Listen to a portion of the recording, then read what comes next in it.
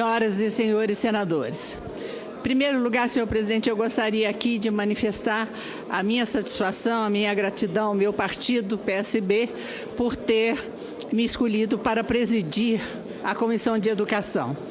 Hoje, juntamente com meus pares e juntamente com o vice-presidente da comissão, senador Pedro Chaves, assumimos aquela comissão e temos o compromisso e a responsabilidade de fazer ali todo um trabalho no sentido de fortalecer, de consolidar a educação no nosso país. Portanto, os meus agradecimentos aos meus pares, meus agradecimentos ao meu partido PSB. Senhor presidente, subo hoje nessa tribuna para compartilhar uma grave preocupação. Senadora, aqui, eu gostaria de, se Vossa Excelência pudesse me conceder uma parte. Pois não, senadora Vanessa. Vossa Excelência que faz o seu pronunciamento nesse momento, eu não poderia deixar também de cumprimentá-la pela eleição hoje à presidência da Comissão de Educação. Para a gente do Senado Federal, para o país todo, tê-la como presidente de uma comissão tão importante como essa, acho que é algo fundamental. Então, quero cumprimentar a Vossa Excelência, desejar um excelente trabalho nesses próximos tempos. Vossa Excelência, que até há pouco ainda ocupa a ouvidoria do Senado Federal e transformou a ouvidoria, de fato, num instrumento de diálogo entre os senadores e a população brasileira. Então, cumprimento Vossa Excelência pela eleição e, desde já, conte com o nosso apoio naquela comissão. Parabéns, senadora. Muito obrigada, senadora Vanessa. Senadora Lúcia Vânia. Pois não, senador Renan. Senadora Lúcia Vânia, eu queria aproveitar a circunstância dessas suas palavras aí na tribuna para comunicar à Casa que nós estamos indicando a senadora Cátia Abreu para ser presidente de umas comissões, senador Cássio Cunha Lima, mais importantes do Congresso Nacional, que é a presidente da Comissão de Consolidação e Regulamentação das Leis. Nós temos na nossa Constituição Federal mais de 130 dispositivos que ainda não foram regulamentados. Essa Constituição, essa comissão, melhor dizendo, é uma comissão mista do Congresso Nacional. E eu faço isso com muita satisfação, é sobretudo uma homenagem a uma das parlamentares, a exemplo da senadora Lúcia Vânia, que mais colabora no dia a dia dessa casa para o aperfeiçoamento institucional. Ela será indicada pelo PMDB. Agradeço, senador Renan. Quero também me solidarizar com Vossa Excelência pela escolha da senadora Cátia Abreu. Todos nós sabemos o quanto a senadora Cátia Abreu é uma parlamentar laboriosa, sem dúvida nenhuma é uma parlamentar que tem dado uma grande contribuição a essa casa. Está, portanto, Vossa Excelência, como presidente do PMDB, de parabéns, indicar a senadora Cátia Abreu pela competência e principalmente por ser uma mulher. Com a palavra, o senador Fernando Bezerra. Senadora Lúcia Vânia, no início do vosso pronunciamento, eu faço questão de vir até essa tribuna de aparte para manifestar a minha alegria como líder do PSB nesta casa, a alegria da nossa bancada pela sua escolha, pela sua eleição, hoje pela manhã, como presidente da Comissão de Educação do Senado Federal. Tenho uma absoluta certeza que, pela sua trajetória, pela sua experiência, pela sua vivência, o Senado sai ganhando para um momento tão importante como esse que estamos vivendo, de grandes desafios para a vida nacional, mas, sobretudo, para definirmos melhor o rumo da educação brasileira. Vossa Excelência haverá de pautar grandes e importantes debates na Comissão de Educação, ajudando nesse momento tão delicado da vida nacional, para que o Brasil possa mais rapidamente se reencontrar com a sua trajetória de crescimento, de desenvolvimento, de geração de emprego, que passa necessariamente por uma atenção e por uma priorização com os investimentos na área da educação. Parabéns, sucesso e contem com os companheiros da sua bancada para lhe dar o apoio necessário nessa missão tão importante que é presidir uma das mais importantes comissões desta Casa. Agradeço ao senador Fernando Bezerra e quero, senador, como líder do nosso partido PSB, cumprimentá-lo e agradecer a confiança. Pode Vossa Excelência ter certeza que estarei na comissão honrando o nosso partido e honrando este parlamento, fazendo com que aquela comissão responda aos anseios que essa casa espera da educação. Muito obrigada, senhor presidente. Senhor presidente, subo hoje nessa tribuna para compartilhar uma grave preocupação. Após mais de 3 décadas de vida pública dedicadas com especial afinco aos temas sociais, não posso me furtar do que considero um dever hoje. Alertá-los para a injustiça que se manifesta na proposta do governo federal de alteração das regras de um dos mais importantes mecanismos de inclusão social do Brasil, hoje, que é o benefício da prestação continuada. É claro que compreendo, assim como a maioria das senhoras e dos senhores, a urgência necessária para a aprovação de uma reforma da Previdência. É praticamente um consenso. Caso não haja uma reestruturação geral do sistema, os benefícios estarão ameaçados em um futuro próximo. Reformar é hoje garantir a sustentabilidade das contas públicas e a própria subsistência dos milhões de aposentados do Brasil. Essa premência, contudo, não pode obliterar as grandes prioridades do nosso país, como é o caso da redução da desigualdade social, que tanto nos penaliza. Nesse sentido, o benefício da prestação continuada, BCC, representa um instrumento privilegiado para os gestores públicos e uma renda indispensável para os seus 4.400.000 beneficiários hoje. Vejam bem, senhoras e senhores, as regras atuais do programa são deveras restritivas. Ganham referente a um salário mínimo os idosos com mais de 65 anos e as pessoas com deficiência de qualquer idade que comprovem receber uma renda baixíssima. Menos de 1/4 de salário mínimo por membro da família por mês.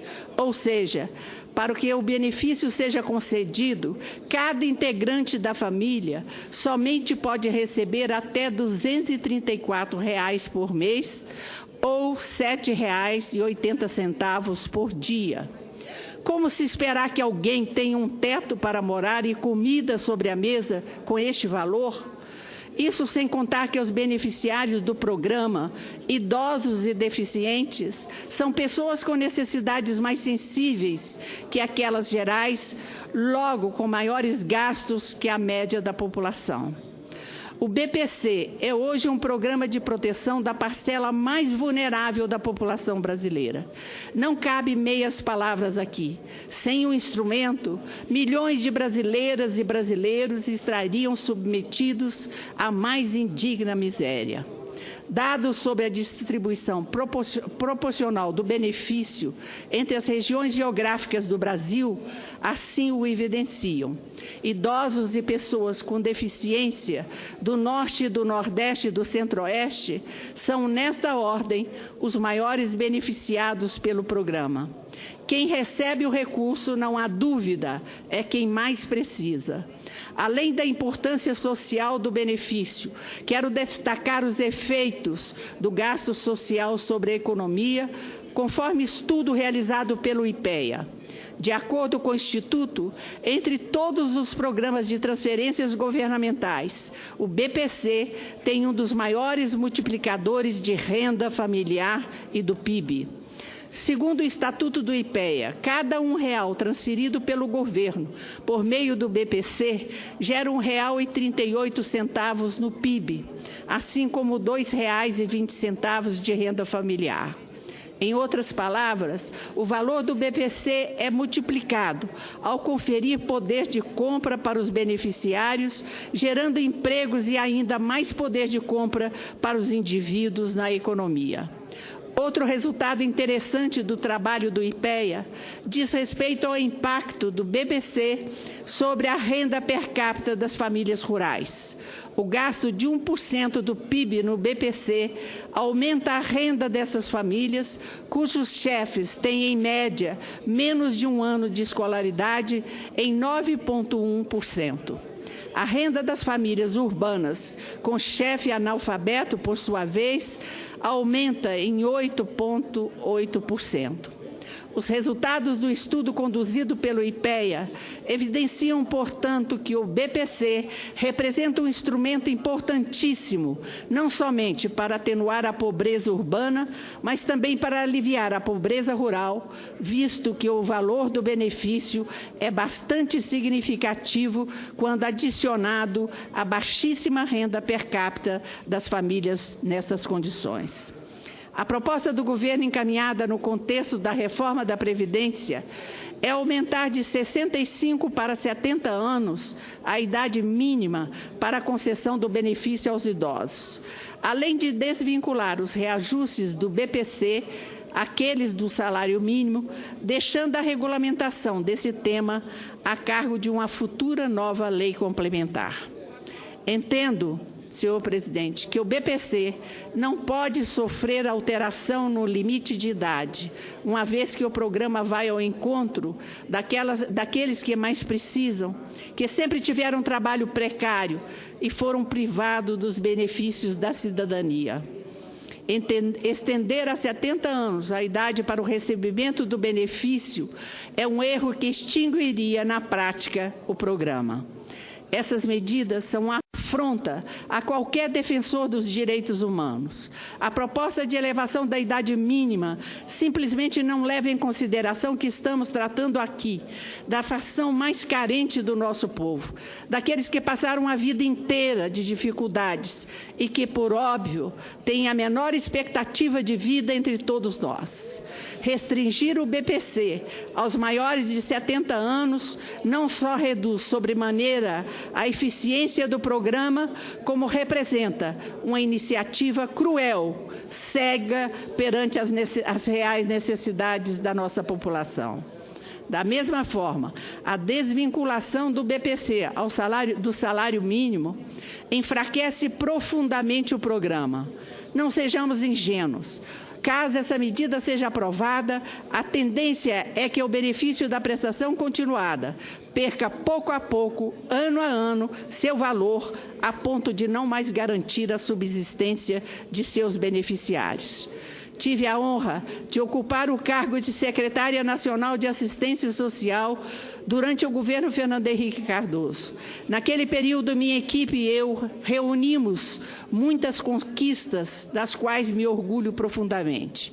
Formatamos a nova Política Nacional de Assistência Social do país, baseada na Lei Orgânica da Assistência Social, a Política Nacional do Idoso, além de criarmos o premiado Programa de Erradicação do Trabalho Infantil.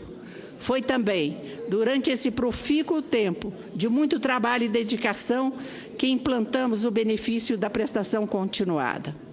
Penso ser fundamental considerar os elementos que impõem qualidade de vida diferenciada aos habitantes das regiões geográficas brasileiras, as quais resultam em acesso mais precários à condição de saúde, educação e saneamento básico. Nestas localidades, a população tem expectativa de vida inferior à média das regiões mais desenvolvidas do Brasil. Assim como todos os programas governamentais, o BPC deve ser objeto de avaliação constante pelos órgãos competentes, de modo a garantir que o desenho da política pública promova os incentivos corretos aos indivíduos participantes e priorize sempre aqueles que mais precisam dos recursos. Para concluir, quero dizer que colocar em risco os avanços alcançados na área social com tanto empenho é um retrocesso ao qual não posso me anuir.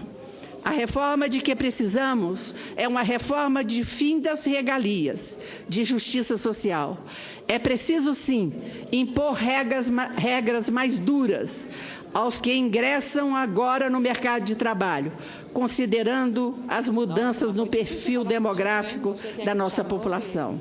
Os mais carentes, por sua vez, não podem ser penalizados em favor de alguns poucos privilegiados.